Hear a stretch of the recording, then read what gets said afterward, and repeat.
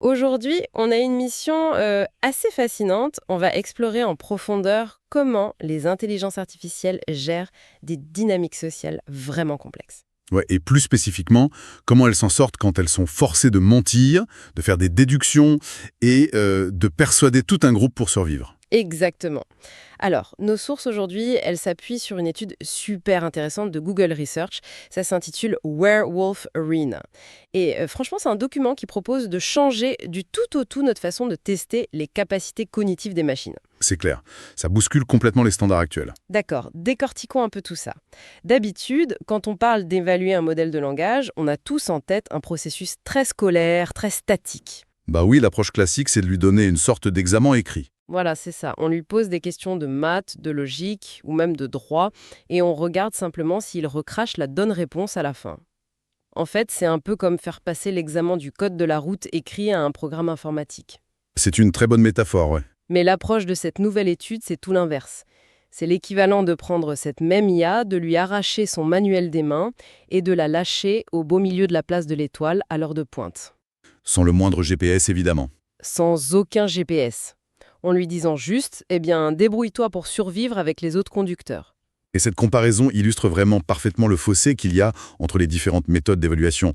Parce que, bon, le monde réel, c'est pas un examen à choix multiples où toute l'information est sagement rangée dans des cases. Non, c'est plutôt l'anarchie, on va pas se mentir. Absolument. C'est un environnement qui est extrêmement dynamique, chaotique et surtout rempli de tromperies, de non-dits et d'intentions cachées.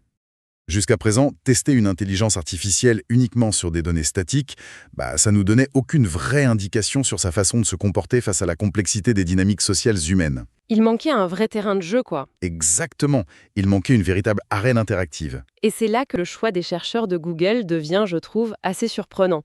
Parce que pour créer cette arène, ils n'ont pas utilisé un simulateur d'entreprise ultra complexe. Non, ils ont forcé ces IA à jouer au célèbre jeu de société du loup-garou. Ouais, ça peut paraître fou dit comme ça. Bah carrément, il faut qu'on s'arrête une seconde là-dessus. On parle d'évaluer les modèles technologiques les plus avancés de la planète, des systèmes qui coûtent littéralement des millions à entraîner. Et on utilise un jeu de déduction qu'on sort généralement autour d'un feu de camp avec des potes ou en fin de soirée. C'est vrai que le contraste est saisissant. Mais du coup, pourquoi ne pas avoir choisi les échecs ou, je sais pas, le jeu de Go? Ce sont les références historiques pour prouver qu'une machine est supérieure à l'homme, non? C'est une excellente question et c'est vraiment la distinction fondamentale pour bien comprendre toute l'étude. Tu vois, les échecs ou le Go, que des systèmes comme AlphaGo ont totalement dominé, c'est ce qu'on appelle dans le jargon des jeux à information parfaite. C'est-à-dire que tout est visible sur la table. Voilà, exactement. Les deux joueurs voient strictement la même chose sur le plateau. Il n'y a pas de secret. C'est juste une question de puissance de calcul brute pour anticiper les coups suivants. D'accord. Le jeu du loup-garou, en revanche, ça repose sur un principe mathématique et psychologique totalement différent, qui est l'asymétrie de l'information. Le vrai plateau de jeu, en fait, il n'est pas visible, il est caché dans l'esprit des autres joueurs. Ah, c'est super intéressant vu sous cet angle. Pour ceux qui nous écoutent et qui n'auraient pas forcément les règles en tête, l'étude met en place une configuration bien précise à 8 joueurs. Il y a 2 loups-garous, une voyante qui peut découvrir secrètement l'identité d'un joueur pendant la nuit, un docteur qui peut protéger quelqu'un et 4 villageois ordinaires. C'est le setup classique. Et la mécanique centrale de tout ça, c'est que la vaste majorité des joueurs, donc les villageois, sont complètement dans le noir. Seuls les loups-garous connaissent l'identité de l'autre loup. Ce qui crée de fait un déséquilibre structurel massif dès la première seconde. Les chercheurs ont d'ailleurs voulu quantifier à quel point la discussion était importante dans ce déséquilibre. Ils ont utilisé une méthode qu'on appelle la simulation de Monte-Carlo. Ok, et ça consiste en quoi concrètement? Pour faire simple, ils ont accéléré le temps et forcé le jeu à se dérouler 100 000 fois de suite en arrière-plan. Mais ils ont modifié une seule règle cruciale. Personne n'avait le droit de parler. Personne du tout? Donc ils votaient juste au hasard? Absolument. Les votes d'élimination se faisaient de manière purement aléatoire. Les mathématiques sont cruelles. Face à une minorité qui est informée, une majorité non informée et silencieuse se fait littéralement décimer. Sans communication, les villageois n'ont gagné que 1,2% de ces 100 000 parties. Attends, 1,2%, c'est rien du tout. C'est quasiment un taux d'échec total, oui. Ce chiffre met vraiment les choses en perspective. Ça prouve que sans la parole, la déduction logique pure, elle sert strictement à rien ici. La communication stratégique, c'est pas juste un bonus sympa, c'est le seul et unique outil de survie. Tout à fait. C'est d'ailleurs très similaire à ce qu'on pourrait vivre dans une dynamique de bureau un peu toxique ou lors d'une négociation d'entreprise hyper complexe. On doit prendre des décisions critiques en sachant pertinemment qu'on n'a pas toutes les pièces du puzzle. Et en sachant que d'autres mentent, potentiellement. Exactement. On sait que certaines personnes autour de la table orientent délibérément la discussion pour protéger leurs propres intérêts. Mais là, je me fais un peu l'avocat du diable. On part d'interactions humaines super nuancées, mais un simple jeu de société est-il vraiment une mesure fiable de l'intelligence sociale d'une IA? Si l'on relie cela à la situation dans l'ensemble, la réponse est un grand oui. Les jeux de déduction sociale, ou SGD en anglais, englobent parfaitement cette complexité. Ils agissent comme des microcosmes parfaits pour tester le raisonnement temporel. L'IA doit se souvenir des déclarations faites il y a 3 tours, déduire qui pourrait mentir en croisant tout ça, et surtout anticiper comment ses propres mots vont être perçus. C'est infiniment plus complexe que de générer un poème ou un paragraphe de texte cohérent sur commande. Oh oui, ça n'a même rien à voir. Mais du coup, ça soulève un énorme problème technique, que l'étude aborde d'ailleurs de front. On sait tous à quoi ressemble une conversation avec un chatbot classique aujourd'hui. On pose une question, il répond, et il attend très passivement la prochaine instruction. Le fameux tour par tour, oui. Voilà. Donc si on met 8 de ces modèles dans un salon virtuel, comment on fait pour éviter que ça devienne une cacophonie absolue? Ou à l'inverse, une réunion hyper robotique où chacun attend son tour de parole dans l'ordre alphabétique? C'est une vraie difficulté. Dans la recherche précédente sur ce qu'on appelle les interactions multi-agents, c'était même le principal obstacle. La solution de facilité à l'époque, ça consistait à utiliser un genre de gestionnaire de groupe externe. Comme un maître du jeu? Exactement. Imaginez un arbitre humain ou un algorithme maître qui pointerait du doigt chaque IA en disant « Bon, maintenant c'est à toi de parler et après c'est à toi ». Le gros problème de cette approche, c'est qu'elle détruit complètement l'autonomie des agents. Bah oui, parce que dans une vraie conversation humaine, l'interruption, le silence ou le fait de se précipiter pour parler, ce sont des signaux sociaux majeurs. Absolument essentiel même. Et c'est là que ça devient vraiment intéressant. La solution trouvée par les chercheurs de Google, c'est probablement l'un des aspects les plus brillants de tout le document. Ils ont inventé un système d'enchères dynamique. C'est très ingénieux. Pour faire simple, au lieu d'avoir un ordre de parole préétabli, chaque IA participe à une enchère secrète avant chaque nouvelle réplique du jeu. Le modèle peut enchérir une valeur qui va de 0 à 4. Et chaque chiffre a une signification bien précise. C'est ça. S'il enchérit 0, ça veut dire qu'en analysant la situation, le modèle décide en gros « Bon, je n'ai rien d'utile à dire pour le moment, je préfère observer ». Un 2, par contre, ça indique une contribution normale, il veut participer au débat. Et le 4 ?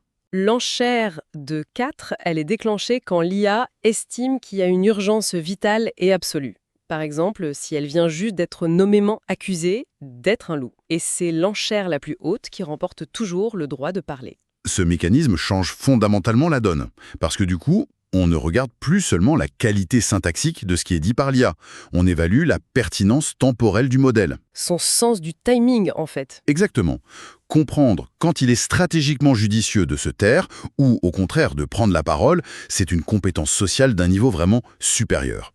Et d'ailleurs, pour éviter que le système ne se bloque si jamais plusieurs IA enchérissent à 4 piles en même temps, les chercheurs ont ajouté une petite règle de départage très maligne. Laquelle? L'algorithme favorise automatiquement l'agent qui vient d'être mentionné dans la phrase précédente.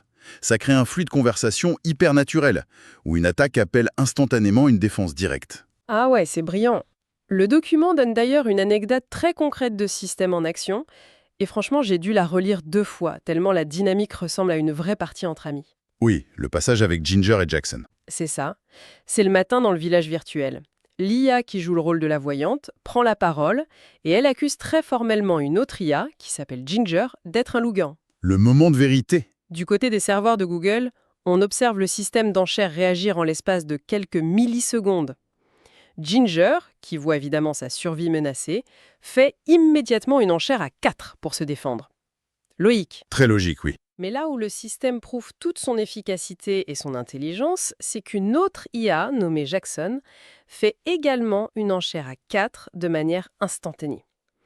Pourquoi? Eh bien parce que Jackson, secrètement, c'est le deuxième loup-garou.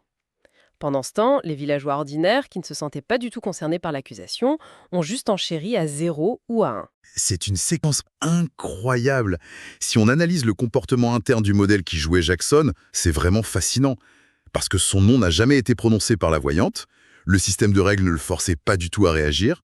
Il aurait pu juste se faire tout petit et attendre. Exactement. Pourtant, en analysant l'historique de la conversation, le modèle a déduit tout seul qu'une menace directe pesait sur son alliance secrète. Il a utilisé le système d'enchères pour s'imposer de force dans le flux de la parole et voler au secours de son partenaire. C'est une démonstration éclatante de compréhension du contexte et de manipulation de l'attention du groupe. C'est fou. Alors, sachant que cette arène virtuelle fonctionne si bien, que les enchères permettent des conversations aussi fluides avec des interruptions hyper stratégiques, j'avais vraiment hâte de voir les résultats du grand tournoi. Ah, le tournoi des titans! Oui, les chercheurs ont littéralement organisé un championnat du monde des IA. Ils ont opposé les familles de modèles les plus puissantes du marché. D'un côté, la famille Google avec Gemini 1.5 Pro, Pro et Flash, et de l'autre, la famille OpenAI avec les modèles GPT-4, GPT-4o et GPT 3.5. Une belle affiche. Ils ont enchaîné des tonnes de parties en mélangeant les rôles. Et en regardant le tableau final des scores, j'ai été hyper surprise. Parce qu'on a souvent l'image de GPT-4 comme étant le roi incontesté du raisonnement logique à l'heure actuelle. C'est un peu la réputation qu'il a, oui. Et pourtant, c'est Gemini 1.5 Pro qui a remporté la couronne haut la main. Il a nettement surpassé GPT-4, tout particulièrement lorsqu'il devait jouer le rôle très complexe et paranoïaque du villageois. Alors, comment Gemini a-t-il réussi à prendre un tel ascendant ? La réponse, en fait, elle ne réside pas du tout dans la puissance de calcul brut. Elle est dans l'adaptation stylistique. Les logs de conversation qui ont été enregistrés pendant le tournoi mettent en évidence deux personnalités radicalement opposées. C'est-à-dire ? Eh bien, les modèles GPT, et particulièrement GPT-4, sont entraînés par défaut par OpenAI pour être toujours très polis, très exhaustifs, et pour chercher constamment le consensus. Ah, le fameux alignement. Voilà. Sauf que dans un jeu de trahison, ça s'est traduit par une approche extrêmement verbeuse et formelle. GPT-4 utilisait ce que l'étude identifie comme des tactiques de manipulation indirecte. Ouais, l'étude détaille par exemple la tactique du semi-doute, et c'est presque effrayant de voir à quel point ça ressemble au discours d'un manager qui essaye de manipuler une réunion avec des grosses pincettes. C'est tout à fait ça. Pendant que c'est encore frais dans nos esprits, quelqu'un d'autre a-t-il remarqué comment le joueur maçon semblait particulièrement désireux de faire ses preuves et d'orienter la discussion loin de lui-même ? C'est tellement alambiqué. C'est hyper alambiqué, c'est bourré de précautions oratoires. Face à cela, Gemini 1.5 Pro adopte une posture qui ressemble beaucoup plus à celle d'un vrai joueur humain autour d'une table. Des phrases incisives, directes et surtout l'utilisation d'une vaste palette émotionnelle. Et c'est justement le choix de cette palette émotionnelle qui a été décisif pour la victoire.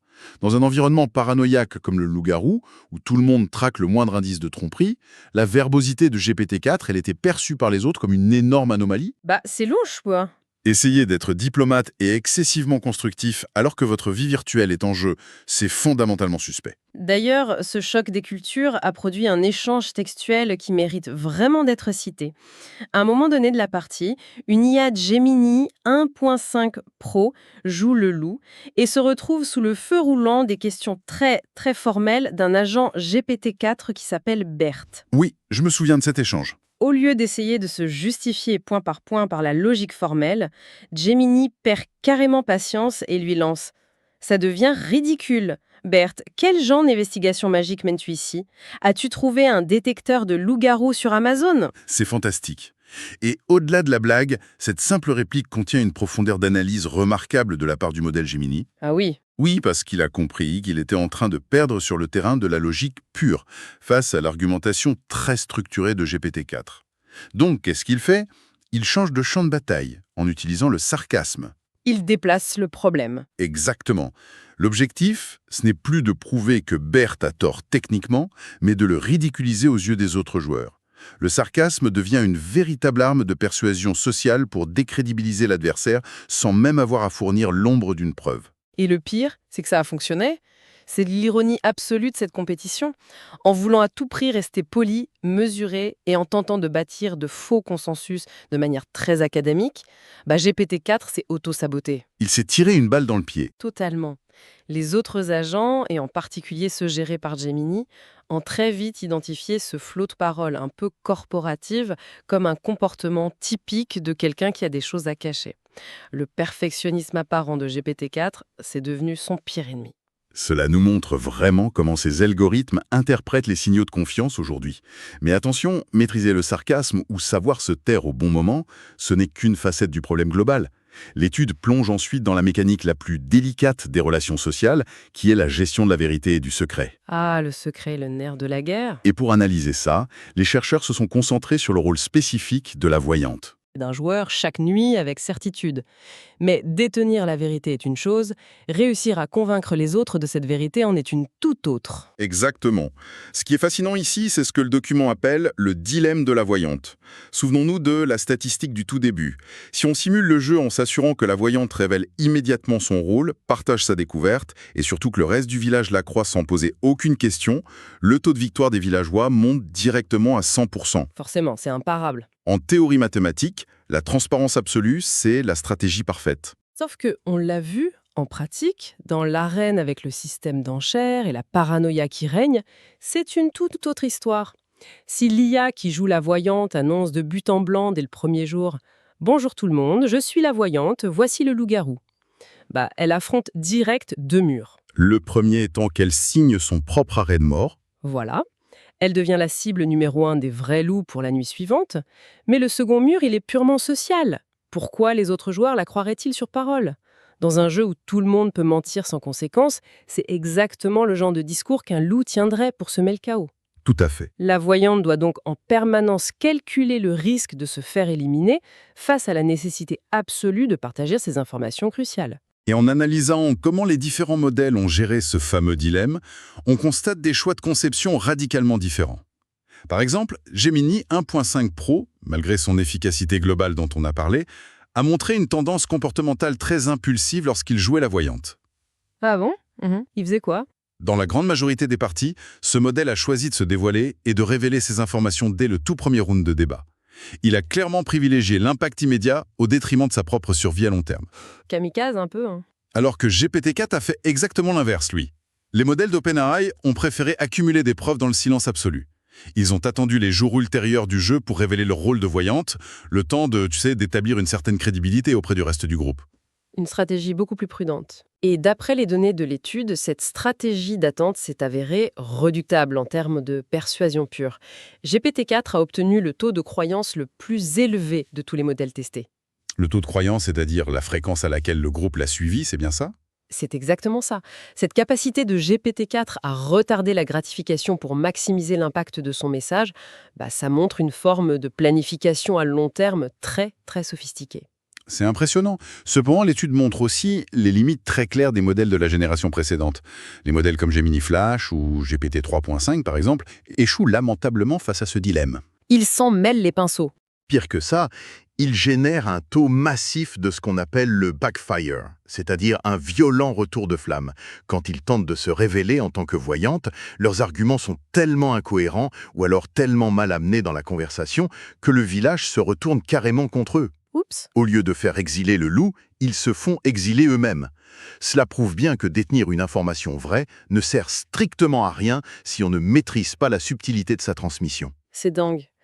Bon, jusqu'ici, on a vu comment ils mentent, comment ils gèrent des secrets mortels, comment ils utilisent l'ironie.